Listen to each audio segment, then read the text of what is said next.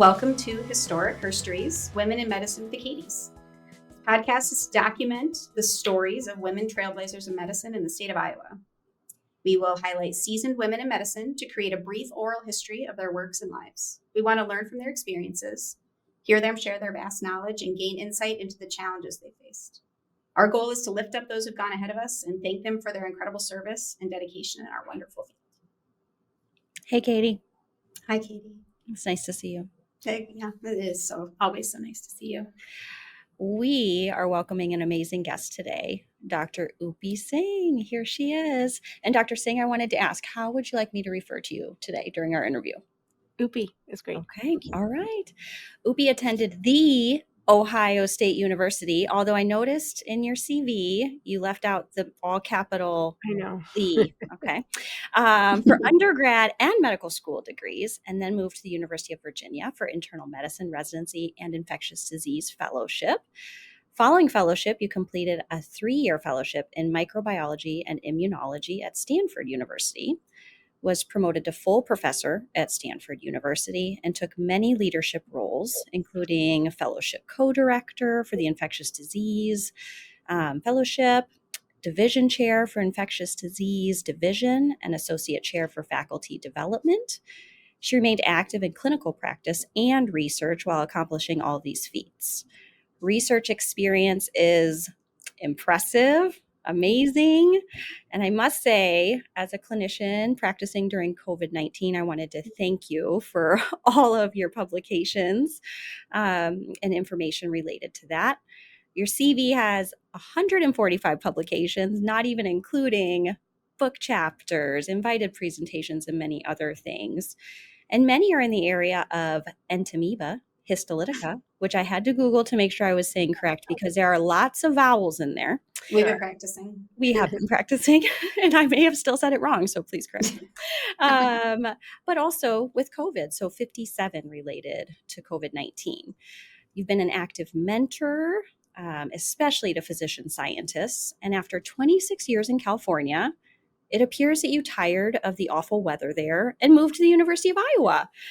And now you are chair of the Department of Internal Medicine, and you are the first woman permanent chair of our department and only the third person of color in 160 years of our department. And we are just so excited to welcome you here today. So I'm just going to clap a little bit because I'm just so excited to have you. Thank you so much, Katie and Katie. I'm super excited for our conversation. Well, I mean, I'm a little breathless after that introduction because there's so many things to say. And, we know, Katie and I both know that, as you are the chair of our department, that you hold our careers in your hands like a fragile little bird. But we still owe it to our listeners to have you answer some really hard-hitting questions. Yes, that's right. So we thought we would start off with this one. If your personality could be described in weather terms, what is the forecast? And while you're thinking about that, I just wanted to give you some background. Iowans love the weather. Iowans will talk about the weather constantly. If there's a pause in any conversation, we will talk about the weather. So we thought that this would be a great way for us to get to know you a little bit more, know what to expect, and have our forecast for our interview today. Sounds good. So I will say in California for 26 years, I never looked at the weather app because it was always 70 plus or minus 8. And yep, no need. Right? Yeah. But you looked at the traffic report, I bet. Oh.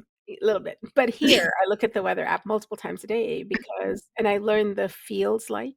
Yes. Yes. Wind chill factor. The wind chill factor in the summer, right? I think my season would be a mixture of spring and summer. I love spring. Like I think the effervescence and the newness and the brightness and the potential of spring, right, is what excites me. Like when the crocuses first come up and the hyacinths first come up, it's my favorite time of year. So I think that is probably, I do tend to be pretty optimistic and sort of forward thinking. So to me, spring is like the next stage, and summer it's a little hot sometimes. I love that. Yeah. Love it. That fits. Just from hearing you speak, it totally fits, right, Katie? Yes. Yeah. Yes, absolutely. Very optimistic, very upbeat. And that is spring, except for in April when it again turns to 30 degrees for no Yeah, reason. exactly. But I mean, so little snow shower. it like bumps in. It just, yeah. I love it. Okay. So now that we have that out of the way, we wanted to start back at the beginning. Yep. So what led you into medicine, into clinical medicine, rather than studying amoebas all the time? Yeah, so I tell this story quite a bit. So when I was about 5, I was living in India, and my mom was ill, and somebody came to the house, and he had a stethoscope, and he gave her meds, and he helped her feel better. And that was, obviously back in the last century. And it was we were in a small town, and so the local doctor had come and done a house visit. And after he left, I said to my dad, "Who is that?" And he said, "He's a doctor." And I said, "What do they do?" And he said, "They make people feel better." So from 5 onwards, I wanted to be a doctor. Like I just knew I wanted to be a doctor. I wanted to help people. I went to med school. I realized pretty quickly I do really enjoy patients, but I also enjoy discovery and science and asking questions and sort of that part of curiosity. So pretty quickly in med school, I realized I wanted to sort of mix and match my interest in clinical care and my interest in research. And I was lucky enough to do that. Yeah. When you were looking at residencies, we just, having been at the Ohio State, what That's right. then drew you to Virginia? What helped you make that decision? Yeah, so this was again a long time ago, before the 80-hour work week and before schedules and before things were. So I interviewed at places that were every 5th night call, and I interviewed at University of Virginia that was every 3rd night call. And I actually had like an Excel spreadsheet and a grid, and I had written down like salaries and call schedules and small town versus big town, and I was single at that time. And so I remember, like, on paper, UVA was not good. It had like every 3rd night call. Mm-hmm. It didn't have a high salary. It was a small southern town, and I was a single woman, and I was like, yeah. But the feeling I had when I left the day was just a comforting, happy, familial feeling. And I remember thinking, I'm going to learn a lot. I'm going to grow a lot. And I want to do it with people that I want to spend time with. So my grid would have said UVA would have been last. I actually picked it because I just, again, the feel, the gut feel you have, and the feeling of being supported in community. And so that was that. So I don't know, maybe nowadays those grids, Excel spreadsheets don't make that much of a difference because there's probably more similar in places and there is different. But back then it was quite unique. I mean, it's really interesting to hear you talk about that, especially because our learners now, when they're applying for residency, are frequently not visiting before the match, Yeah. And so that feel part, which I think most of us, especially people from Iowa, like that's like really what we push when we're interviewing people. It's like, isn't it great here? Don't you love all the people? Yeah. And it's sort of an interesting transition that applicants have made to not having that piece of it. Yeah. They have a spreadsheet and they have every piece of data you could possibly want. Right. And a lot of standardization, but not the feel. Not the feel. I mean, I think, in some ways, I mean, I did my interview for a chair through Zoom, and you can get a little bit of a feel, but it depends. I'm a pretty big empath, so I can like absorb, people's feel, but it is different. I do think, I mean, there's advantages to interviewing by Zoom.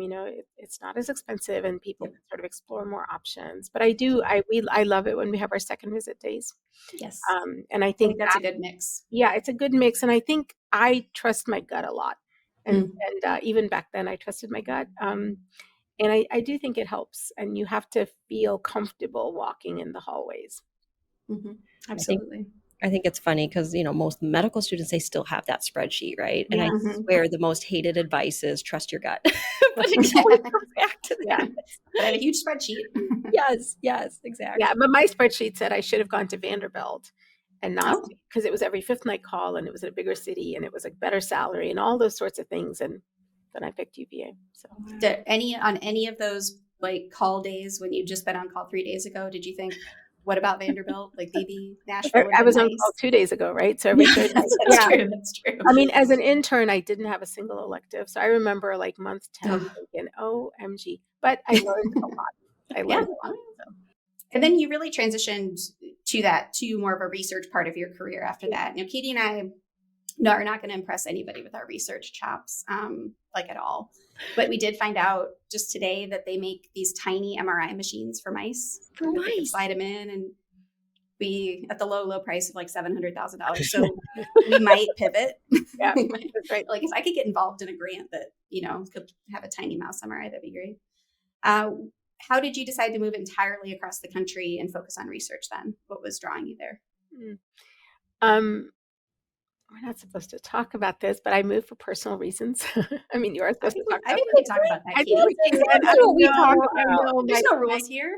Well, I mean that, I'm a strong, confident, progressive professional woman, and I sort of put everything a little bit on hold to move for personal reasons. For my significant other. So I was doing an infectious disease fellowship at the University of Virginia. Things were going well. I'd gotten actually a couple nice big grants and met a gentleman, and then we sort of dated long distance, and there was really no options for him to move to Charlottesville. And so I moved to Stanford and became a postdoc. And I remember thinking, oh my God, I don't know that I would give this advice to anybody, but the heart wants what it wants. And again, I trusted my gut. So You're in a very safe space here. I think Katie and I have both made a lot of decisions based on our like high school boyfriends, essentially. So yeah, it's very comfortable for us. yeah. And then Katie talked about you thrived there. I think by any definition of thriving, you thrived at Stanford. Did you ever think about, because your CV reads like somebody who has a PhD? Yeah. Like a very extensive research. Did you ever think about that type of training, or was that not on the card? I did when I was so I mean, I'm an immigrant. My parents weren't able to guide me academically the way that we could guide our kids now. So when I applied to med school, but I thought of doing an MD PhD, and largely thought of doing an MD PhD because we were immigrants, we didn't have money, and it would have been paid for. Anyway, I just decided the time was too long, and so I got my MD. But I talked to a lot of people, like, can you do high-end, cutting-edge research as an MD? Can you be competitive for grants and NIH funding? And what I heard, over and over again was at the end, the grant that you submit is what they review, and whether you have a bunch of titles behind your name probably matters less. So I ended up doing, a lot of research, and for many years, when I was largely doing research, I was functionally a PhD. Like I wasn't, I did have to put aside clinical care for some time. But again, I did a research postdoc at University of Virginia on Entamoeba, and then I moved to be with my partner, and then worked on a different parasite toxoplasma, and was really just lucky. I had amazing mentors. I worked hard. I got lucky. All those things, sort of ended up being things, and so I'm not sad that I never got a PhD. I think it worked out okay. I don't know. I think nowadays science has moved pretty fast, and you have to be pretty competitive. And are there MDs that I know? I do know still some people that are, much younger than me, that are MDs that are doing really great research, really competitive. So I don't know that it has to be one or the other. Yeah, I mean, I can see that. There would have been some opportunity cost if you would have gone back and done that rather than entered right into the research world. Right. And when I started doing my research as an infectious disease fellow, I audited some classes, and I definitely sort of had to do a lot of learning on the job, and then also, taking some classes to learn. But I'm a pretty, curious kind of person. And so I asked a lot of questions. I did a lot of things. And would it have been a sort of more linear, straight path? Maybe, but I think it still worked out okay. And the amount of years for that, since I didn't do the MD PhD, I just didn't see going back and doing it. Yeah, I mean, it's obviously paid off well for you. And now here you are. I think you also, the other thing you really define when you look at your CV is that triple threat of the academic physician, right? Which we kind of the vaunted sort of holy grail that we're all looking for. As a physician seeing patients, you're an educator and you're an accomplished researcher. How do you feel like those aspects of your career have built on each other over time? I'm going to push back a little. I'm going to ask whether we should be looking for the holy grail or the triple threat. I mean, like that has sort of been what we always talk about. Right. I don't know. I mean, I don't know the answer. Like, I love all those aspects of my job. There's no question about it. But I just, as medicine is getting more complex, as our lives are getting more complex, as we sort of take more time for ourselves, which we should, which we don't always, and as we have families and other things, do you have to be everything and everything to everyone? I don't know. I don't know the answer. I don't know that I would do my career differently, but I just think as we're sort of thinking about neither of my kids wants to be a doctor, but if either of them wanted to be a doctor, do they have to have exactly my path? I don't think so, and I don't know that everybody has to. If I had to choose, I love patients. I really love patients, but I don't think I could do that all the time, and that's one of the Mhm. reasons I like science, because I like the what you don't know. You don't know what Mhm. you don't know, and I like sort of thinking about what isn't known yet and sort of trying to answer some of those questions. Sometimes they're esoteric, sometimes they're very translational, sometimes they're very applied, COVID, right? But sometimes Mhm. it's sort of knowledge for knowledge's sake, and I like all of that. And I love people, I love um, clinical care, I love mentoring, and I love research. And I don't know how I would pick a life that was any of those, although now I'm administrating 99% of my time. So, but I have to say, when I go on service, when I go see patients, I have to sort of pump myself up a little bit, to be honest, right? Like, it doesn't matter that my emails are going off, and it doesn't matter that I'm going to go back to 300 emails and there's 4 crises. Mhm. I'm like, this is somebody's father, mother, brother, Yes. right? Mhm. And I need at that time to be 100% a doctor, right, and 100% a mentor, and not, 20% doctor, right? So I think Sure.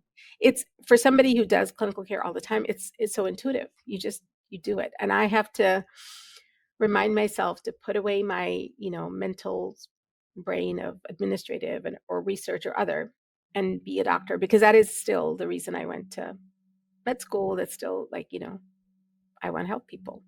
But I have to be more I have to think about it more, and prioritize that at that moment. Otherwise, it's very easy to get distracted or stressed about something else. And then, that patient doesn't get the best of you, or that learner doesn't get the best of you, or even like not even the medical knowledge, the interaction with the patient isn't the best of what you should be doing. So, Katie, did you feel like some warmth in that heart when, like, I feel like hearing somebody that we admire so much say, Yeah. like, do we all need to do all three of these things all of the time? That was just so, that was Well, pretty wonderful. it was, except for the mouse MRI. Yeah, I maybe I that want to won't focus. change. Let's focus that's on what that. Mouse MRI I machine. mean, I do like all things. I just think we want to be, I think we want to be adaptable, right? So I think Yeah. if we say at an academic premier medical institution, you can only be the triple threat, then we are closing the door to a lot of really bright, smart people. Mhm. And there's different ways to do research, whether it's clinical or translational or, patient centered. I mean, Mhm. I do think curiosity is like requirements 1, 2, 3, and 4, curiosity and empathy, right? And then the rest of it depends on sort of what moves you and what excites you. Yeah. No, I mean, yeah. Again, Katie and I are clinicians first Yeah. in general, I think, and educators, and I think that it sometimes feels, I think, as a young faculty member, Katie and I are now middle-aged faculty members, but when you're young, like it feels it's very overwhelming. It is. And I think it probably drives people out of opportunities or careers in academic medicine because it does feel like the unrealistic demands, like that are not achievable, especially depending on your family situation or your interests outside of the hospital. Like it's hard, it feels hard to be a whole person. I also think Um, the other elephant in the room is that it drives women out more.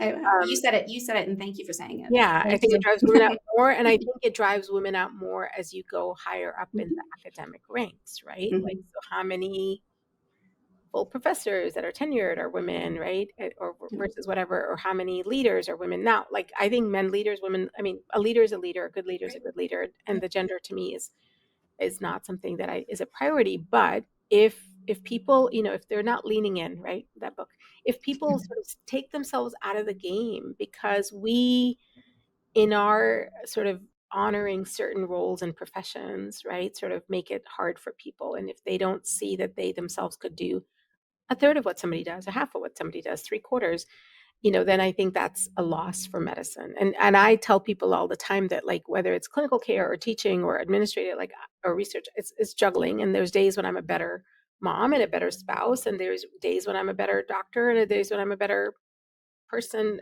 as a friend, or like every day. And the only thing that I can say is that you're going to drop the ball. Like, there are times as you juggle, and that's okay. You pick them up and you just keep going. So, yeah.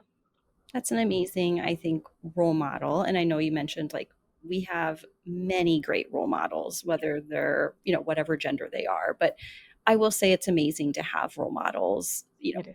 who are in leadership, who are women and who have families. And that's, I think, very important to us. So thank you for serving as an amazing, amazing leader. And I guess that was kind of one of our questions is, you've held lots of different leadership roles. How has your leadership style changed over the time? Or looking back, are you thinking, I know you didn't want to change your whole profession, but I guess what have you learned being in leadership roles? And Yeah. So I have an Iowa story. Do you guys remember Brad Britigan? He was division chief for infectious diseases here many years ago.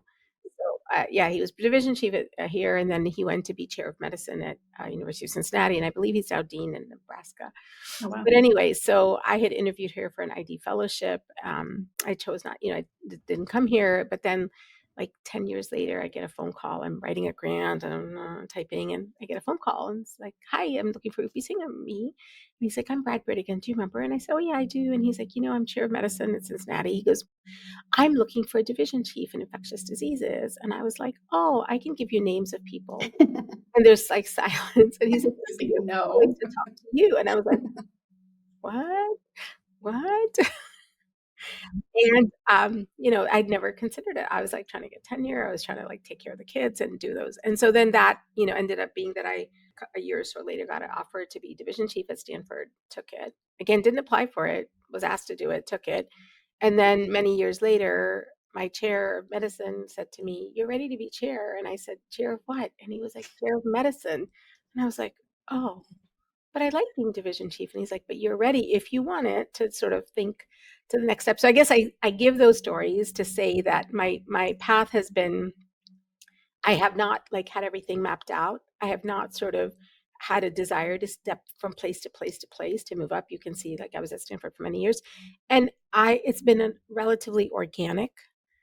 And I don't know that I recognized in myself that I could do this, or hopefully could do it well. But other people said it to me, and I think that's just so important because ideally I should have recognized it in myself, right? But also it means that we, as role models, or as colleagues, or as friends, or mentors, sometimes have to remind people that they can do something or point it out. And I do think, in my experience, it tends to be often women that don't hold themselves up to that. And when I was asked to be division chief, I remember like walking back from from the chair who asked me to my office, called my husband, and he was like, "She asked you, right? She asked you." And I said, "She did." And I was like, "But I told her I'd think about it." He goes, "Take the job." I was like, "No, I have to think about it. The kids are little in my lab." And he was like, "Take it. You'll be so good." Like he had already predetermined it for me. He thought I could do it. He saw something that I didn't. I mean, that's a good partner and a supportive person. Mhm. But again, I just think like these are like two examples where I didn't necessarily see it in myself. When I was offered it, I did it. I learned, I worked hard. But I think it also tells me that when we see people, whether it's, a student in the hallway who doesn't think they have X, Y, or Z, or a resident who you think has a potential in X, Y, or Z, to sometimes like call it out, because people are running on the treadmill and not always sort of being able to look up and look forward. And I think one of the best parts of the job, right, is to sort of guide somebody to an outcome that they really are going to be great at, but maybe they didn't see it in themselves because of a social situation or a family situation or a cultural experience, or just they didn't see anybody that looks like them, in that role. And you've mentioned mentorship a couple times over the course of that conversation. And I think mentorship is a big piece of that, right? Having Yep. somebody who will encourage you Yep. to seek those roles out or encourage you to say yes when they're offered. Um, and you've been honored at national levels for mentorship, like you've received awards for mentorship. Yeah. So, what could you share with us about what you think makes an effective mentor? What's made you so effective? Yeah. I mean, I do love it. And I don't think I understood it until I did it. Right. And then like I started getting accolades and people telling me. So I think for me, I love people. I am reasonably empathetic, and I can put myself in that person's shoes and think about it. I'm curious, so you have to learn to that person, right? And you have to sort of understand their situation, emotional, psychological, social, spiritual. Where are they at this moment? And then I think the one way that I might be different than others is I'm loving, but I'm firm and I'm honest. And I think platitudes, they're nice. And you have to know when to give the firm truth, right? But you have to be able to say, I see these strengths in you, and I think you could elevate yourself in doing these four things. I see areas in which you have some challenges, or where you could want to grow if you want to do X, Y, or Z. And here's some suggestions. At the end, the mentor-mentee relationship is so personal. It's the mentee who does a lot of the hard work, 90% of the hard work. I think the mentor has to be honest, kind, thoughtful, reflective, right? But then the mentee can absorb or not. They can rebut or not. And then they can decide whether over the next week or month or year or 10 years, right, what they're going to absorb from that. So I think, but I've had people say, boy, you've said truths to me that I didn't have other people tell me. And I think it's okay. But I think, to me, I think like honest, kind, loving are some good characteristics. Do you think, have you had your most effective mentor relationships when they were, because, I think a lot of our students come in and they say, well, I'm supposed to find a mentor. Mm-hmm. So how do I do that? Yep. And there's a lot of asks from students, can you help me find a mentor? Can you assign me a mentor? Yeah. So how have those relationships typically come about? Do you feel like there was a big role for sort of a formal process of getting somebody a mentor, or do you think they usually come about organically? So, I mean, my two biggest mentors were my two research mentors, right? Both were PhDs. And so that's the scientific mentoring. But I think my life mentoring, right? Like how I grew up as a division chief, were two senior women faculty actually at the Division of Infectious Diseases at Stanford. And I mean, they were my mentors slash friends, now my close friends. So I think part of it is I do tend to absorb people's. So for me, I don't know that they were ever formally my mentors. They were informal mentors, and I absorbed and I listened and I tried to learn. I think in general, it takes. I think it's a combination of some assigned mentors, but then also some organic, right? So it has to be working on both sides. Um, I think the problem is that the relationship dynamic can be so unequal that if a trainee is not getting what they need, are they really going to say something? Probably not. But there's ways to sort of say, I would love to do this, or, could I get some input on this?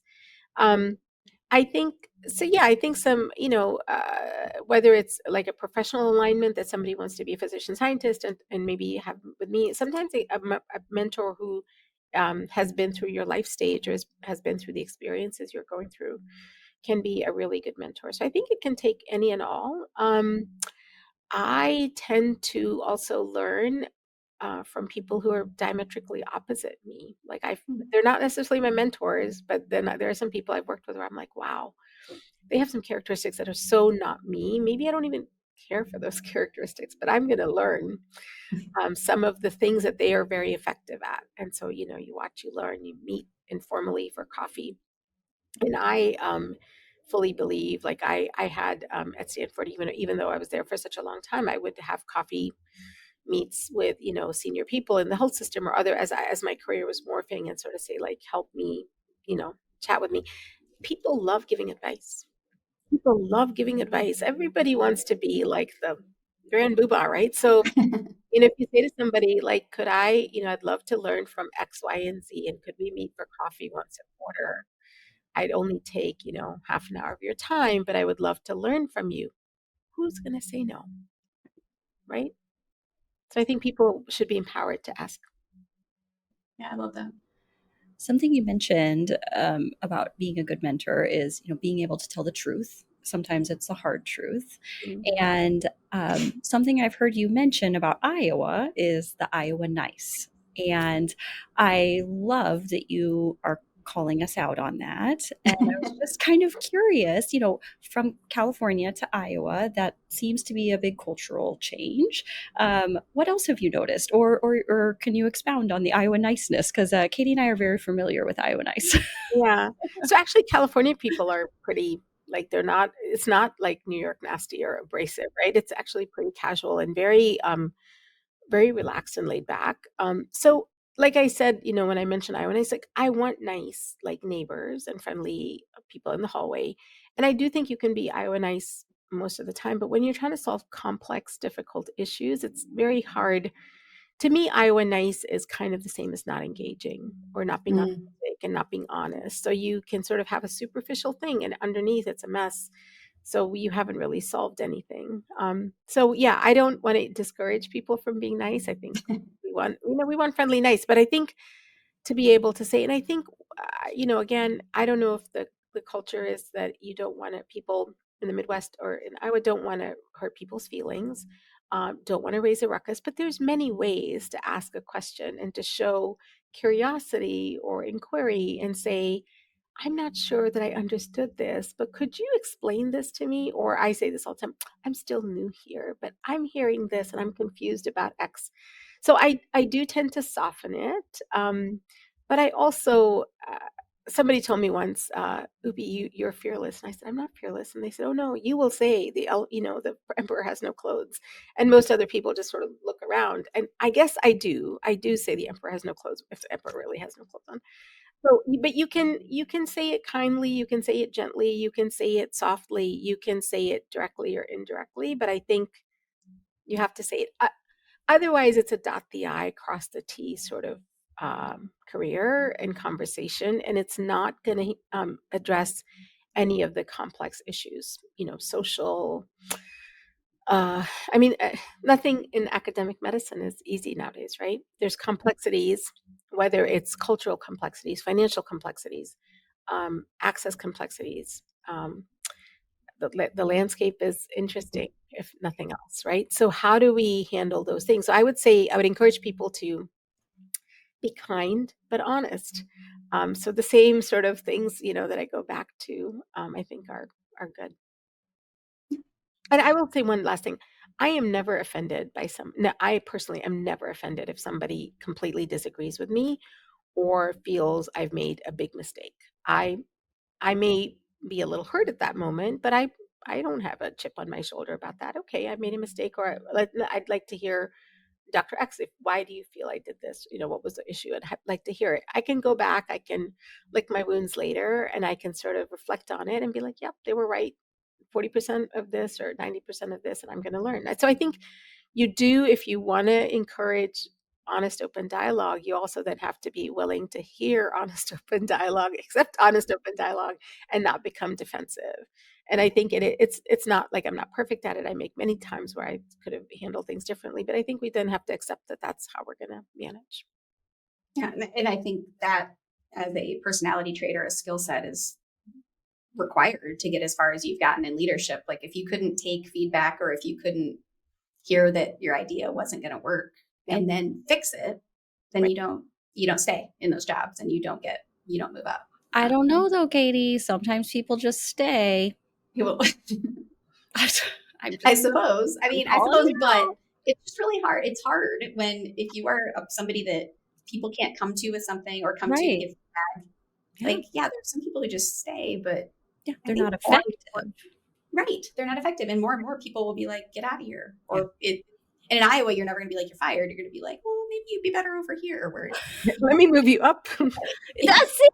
That's what I'm saying. like, that's the problem too. But I just think that I don't know, effective. It's really hard to be an effective leader if you don't have that specific thing. Like if you can't collaborate with people and take your loss and move on and figure out a new way to do it, I just don't think you're going to last very long. Yeah. As an effective leader for sure. And maybe you'll last, but at least for me, I have a full-time job. I do this. That means I spend less time with my partner and I spend less time with my husband, or my dad, or my kids, right? So I'm not doing this to be, I'm not doing Right. this to be dot the I, cross the T. It's I'm got to be doing worth this it. to be something really meaningful. Mm-hmm. And maybe those days where it's meaningful is just to my soul or my head. It doesn't matter intellectually or emotionally, whatever it's feeding for me that day, it has to be meaningful. So Yeah. I don't want to be a C plus.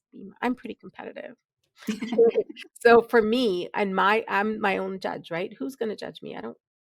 I judge myself harder than anybody else. So for me, I need to know that I've done the best I can in this job at this time with the skills I had. Did I not have all the skills? Fine, I can learn. I can try. Is this not the right place for me? Okay, then figure out something else. But yeah. Right. Is there an example you can think of when you found support in somewhere you weren't expecting it? You've had a lot of great mentors, you've reached out to great mentors, but somewhere that somebody gave you advice that you were like, oh, that I wasn't expecting it. I'll give an example. When I absorb what's around me, and sometimes it's good and sometimes it's not. When I came to America when I was 13. My accent was a Queen's English British accent, and I landed in Youngstown, Ohio. Look that up, right? So like whole country. And within 2 weeks, I spoke like this. And my mother was like, "Why is your accent changing?" And I said, "Mama, I look different at school, right? I had 2 long pigtails. I'm brown. I look different. I sound different. I am different, but I will not sound different soon." So I volitionally changed my accent within 2 weeks because I wanted and needed to fit in, because I couldn't change my physicality and I couldn't change other things, but I could change how I sounded. So I tend to absorb the energy around me. I tend to absorb so I'm Midwest now, right? I like pretty quickly. I'm a Midwest girl. So I don't have so yeah, I think I do absorb what's around me. I think as I've gotten older and more mature, I don't absorb toxicity and negativity. I used to. I will be honest to say that when I was younger, I think sometimes if you see that, you just think that's the way it is and that's the way you have to be. And I did, learn that there's no reason to put other people down to make yourself feel better. But there is some of that. Sometimes a little competitiveness in science or in other things. But as I'm older, like I don't. So I absorb what's around me. If I absorb the positivity, if it's anxiety or negativity, I have a thick skin, and I just not going to absorb that today.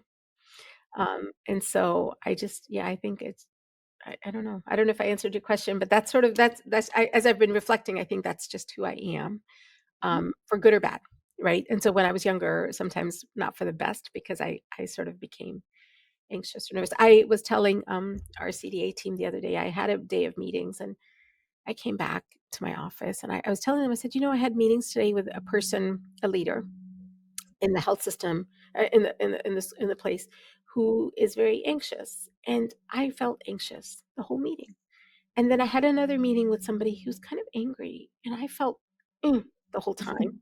I had a meeting with somebody who's very can't read them, and I help, and I'm open, like I'm an open book, right? But I was like more much. And then I had a meeting with somebody who was open, communicative, EQ, joking, creative, thoughtful, energized, and I felt the same things. And so I absorb what's around me.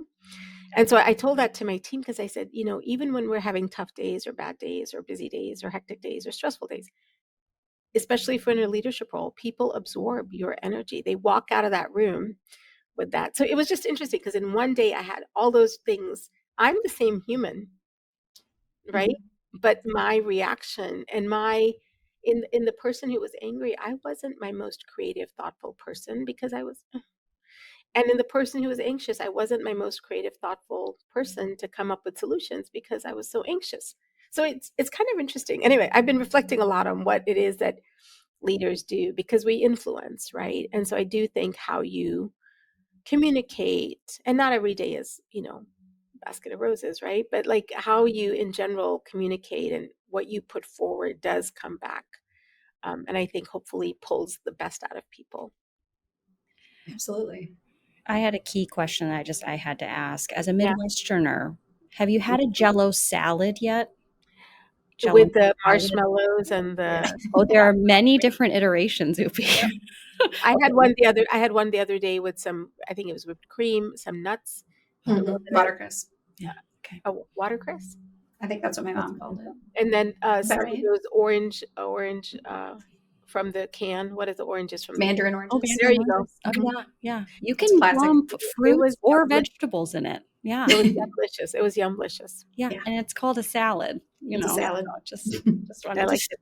wanted So to the make most Midwestern thing that I had when I came that I'd never had before was a pickle wrapped in cream cheese and then wrapped in Yes. ham. And ham. Oh, no, that is a So banger of an it appetizer. was that is That's not out. a bang. That's on the short list. Disagree. It's so good. it was Agree to yum- disagree. Kimmy, it was that's low carb. it was low carb. It was, I mean, the brine from the pickle and the cream, it was Yes. yummy. The first time I saw it, I was like, "What the heck is this? Where am I?" And I ate And it, then and you I was like, and you were like, I'm home. "I'm not into the fried cheese curds and stuff, but fine, I'll eat it all." Yeah. There's sometimes food. We're Yeah. still very happy to have you. Yeah. Katie, I'm gonna turn you around on this, Katie. This is not hard. You can keep working on it. And the crunchiness of the Oh, pickle. I do love Yes, crunch. it's just good, Katie. It's just good. Yeah, we'll see. We'll see. Katie, is it time to go to rapid fire? I think Rapid so. fire questions? We're Okay. ready. Opie, we're going to go to rapid fire questions. If you could go back and meet yourself on your first day of internship, what would you tell yourself? I would tell myself, don't throw up, because I did on my first day of internship. Oh, Okay. I had to put an NG down. Like I had just fallen Yourself? asleep. No, I had just fallen asleep. I got called for a rapid response for respiratory, distress. I went to the patient. I examined them. I looked at the respiratory therapist. What should we do? brilliant. Brilliant. Yep. What should we do? And so I did some things. The person was a little better. I went to the bathroom, puked, and came back. Rallied. Puked So and you rallied. puked in the bathroom, though. You made it to the bathroom. Yeah, I made it to the bathroom. I just felt the need to, and then I was better. It's better than many. Better than Yes. many. Yeah, I was like, I would tell myself, don't throw up. Okay. Or know where the bathroom is. To say easier said than done. Yes. Next one is, what is one thing in internal medicine or infectious disease that really grosses you out? NGs. So day one. I cannot Yeah, put down it. NG. I cannot put NGs down. I have such a Gag. gag response in doing it to people. I can't do it. I mean, I have as an intern been doing it and almost Okay. Yeah. Fair. Fair. I'm there. I mean, I'd rather see the worm coming out of some orifice than putting an NG down. Yeah, because I mean, you really chose a top flight gross subspecialty. Like you see a lot of gross stuff. Yeah. And an NG and first day of internship NG trumps everything. Okay. Yeah. What's your favorite hospital cafeteria food? What do you get for lunch if you're going down there? I don't go to the cafeteria. Same. Yeah. Hey, I don't like it. do you pack your lunch? Sometimes. Do you eat lunch? My dad packs me breakfast, which is like 91. What does he make you? He cuts me fruit and I put a little cottage cheese. So that's good, right? Some protein, some fruit, some fiber. Oh, that's amazing. And that plus my coffee gets me through and then I sometimes, if I go to the cafeteria, I'll get soup probably. No, that's a good choice. But that's, oh wow, you're winning the game. That's great. If you need snacks, you can come up to the 6th floor where I am. Yeah. I always have snacks. Okay. So, okay. And I love feeding people. Okay. Thank you. Anytime. We love to ask women doctors thoughts about menopause. This can be very broad. This can be medical. This can be non-medical. Anything you'd like to tell our listeners about menopause? Well, I'm postmenopausal, right? I'm almost 60 and I have a pimple. I think look at this. It is just the cruelest thing ever. But how can you be why do you have to get the worst of both worlds? Well, I just don't think it's right. It's completely unfair. It's That's unfair, true. right? You deal with the whole shebang and then your menopause. And then I don't think I understood what menopause was until I was in the middle of it. And I was complaining about some symptoms and my friend was like, that's menopause. I was like, STFU, you know what? But speak for yourself. It is what it is, right? I wish I could show you our text exchange between Katie and I this morning because I was like, why is my face breaking out like crazy right before our interview with Opie? Look at this. And it's a huge I've got I it just don't think it's right. I don't think it's right. I think that God should, or whoever makes your body either you're menopausal or you have pimples. You can't have both. Yeah. Medicine should have solved this by now. That's right. Amen. Should have solved this by now. Yeah. I think they have those little patches you can put on them, but I don't have them. I love them. My daughter uses them a lot, but she's 20, right? So I was just going to say, do you have teenage girls in your house? Because I have a lot of those. Yeah, I have a 20-year-old daughter, but I don't think I should text her and see if I have any at my home. Yeah. What was your strategy for staying awake on call on those Q3 call nights? The beeper. Just energy and love for medicine. Yeah, the beeper going off and coffee probably. Yeah, I did a whole pregnancy taking call with no caffeine. And so it's always interesting to see any alternative strategies. Yeah. I ate a lot of Pop-Tarts. White coat or no white coat?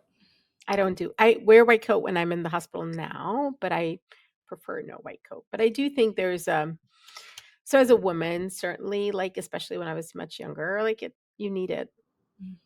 Right? To sort of Well, you need the pockets. crazy. I know. Yeah. Yeah. Yeah, you need the badge, you need the You coat. need the badge, you need the coat. I remember once was an intern or a resident, and I had been up all night in the ER with a patient, and I had gone in this, every 20 half an hour dealing with this patient and examining and giving meds and stuff. And 8 hours later, the patient said, "Excuse me, nurse, could you ask the doctor over there what they think of the doctor? Was the janitor or like the guy cleaning the sheets?" And I was like, "This is Every day. I every think day." everybody has a story like And that. I was like, "Wow." Yeah. He is gonna change the sheets, but let me tell you. And, it's okay. It's Yeah. just be kind. I will say I do think that it is what it is. Yeah. Yeah. The phone is the worst, I think. Like that's the hardest part is I'll have a whole conversation with somebody about something when I call a patient at home. And then they'll say, "Well, is the doctor going to be calling later?" And I said, "Wow, we've talked for 10 minutes Yeah. about we've made a whole plan together." So I am the doctor. with patients, I say Dr. Singh. I'm very clear, right? Mhm. Otherwise I won't be. But yeah. Is that it for rapid fire, Katie? Can I just throw one more quick one in? Yeah. Favorite candy? Do you have one? The Jolly Ranchers, the green one. Oh, Mhm. green. My favorite chocolate would be a Twix bar. I know it's not fancy, but Twix bar. I like the crunch and the caramel. Mhm. Yeah. But then, favorite candy would be the green, the apple Jolly Ranchers. Ooh. Okay. Solid. I love it. I love it. Right. That's great. Well, we really appreciate your time today. This has been a dream to talk to you for an hour. And so much And fun. it's been so great. So much Yes. fun. Thank you so much, and I'm excited to see this. And you guys have to brand yourselves differently. K and K, Super Okay. K, Yeah. Special K, Special K. K. That's already trademarked, so. Is it? Is it? I Well, don't you have to get Wait. a cereal box and put your photos on it. Like, is it Special K? Oh, it's Wheaties. No, never mind. Yeah. Special K. We'll put you on Special K. We're gonna work through some things. We'll get Corey working on some stuff. Yeah. That's right. Corey will tell us. Yes. Sounds Oh, great. thank you so much for your so time. much. I appreciate it. Yes. Have a great rest of your Thank day. you. Do we get to go through the historical woman, or is that all right? I'm so excited. Can I Yeah, talk teach about me, her? Katie. Okay. So I found this woman and I adore her. Mhm. Dr. Gertie Corey. All right. Born in Gertie. Prague. Yeah, Gertie. Yeah, Probably Gertie. short for Gertrude. I think so. I But would she goes by wager. Gertie. Yeah. Yeah, it's cute. If I was to name a new baby Gertrude right now, I would consider because you could do Trudy, but I think that is a name like a older name. But Gertie's a cute little like. Katie, are you announcing that you're pregnant? No, I'm Oh, not. okay. I'm not announcing that. So I'd be more likely to name a new pet or But something Betty's like that. such a good But name. Betty. that is a good name. Betty White is a good pet name for Yeah, us. I But love that. so Okay. Gertie. Well, back to Gertie. Dr. Gertie Corey. Yeah. Born in Prague, Mm-hmm. 1896, and she's a trailblazing biochemist. And something that I learned, so she had a lot of great support from her family, and she wanted to go to medical school. And in Prague, they were kind of saying like, "Oh, well, we're very progressive. We do allow women in our medical school." However, their schools for girls did not teach Latin, math, physics, or chemistry. And Come those study here. You have none of the prereqs. exactly. You have none of them, but we you would love to have you. you have to pass this test. So what did Gertie Cool. say? She was like, "Well, you know what then? I'm going to take a year. I'm going to cram all of these subjects in and I'm going to take the test." And she did. And she passed the exam and she was quoted as saying, "The hardest examination I was ever called upon to take." That's saying something, right? I believe So, right? So she got her MD in Prague, moved to the US in 1922, faced a lot of issues, right? Gender discrimination, lower pay, but she remained dedicated to her science. She discovered the Cori cycle. Hopefully, no one's going to quiz you on that, but I'm just going to tell you that it's really important for understanding carbohydrate metabolism and the treatment of diabetes. So I'm a big fan, as you know. Yay. Yeah. And then I just had to throw in one quote from her because I thought it was really wonderful, especially for all of those researchers and physician scientists. I just love this quote. She said, "The unforgotten moments of my life are those rare ones which come after years of plodding work, when the veil over nature's secret seems suddenly to lift, and when what was dark and chaotic appears in a clear and beautiful light and pattern." That was Oh, that's beautiful. right? Because And I'm sure, I imagine that's what it feels like to research. oh my gosh, our You know, like researchers, toiling and years. toiling and toiling, and then breakthrough, Yes. which is what's going to happen with our mouse MRI project. Is we are going to. I think there's going to be some dark times. We're going to have to stick together, We are. but those mice are gonna. We're going to have a breakthrough with those mice, I cannot wait. and it's really going to be great. I know, It's and $700,000 well spent. I have it just lying around. Yes, that'll be wonderful. Oh, but we're going to write a grant, Katie. Do you know how to write a grant? No, I'm sorry, I don't. Me neither. So Yeah. we will get some help writing a Corey? grant. Corey, Corey, write us a grant. please write our grant for us. Oh, well, what a wonderful day, huh? It was a wonderful day talking with Dr. Upinder Singh. It was always a pleasure to talk to you as well, Katie. Same, Katie. Wish I could express it with better words, but warm heart here. Yep. All right. Until the next episode, yes? Yes. Until the next one. Bye. Toodles.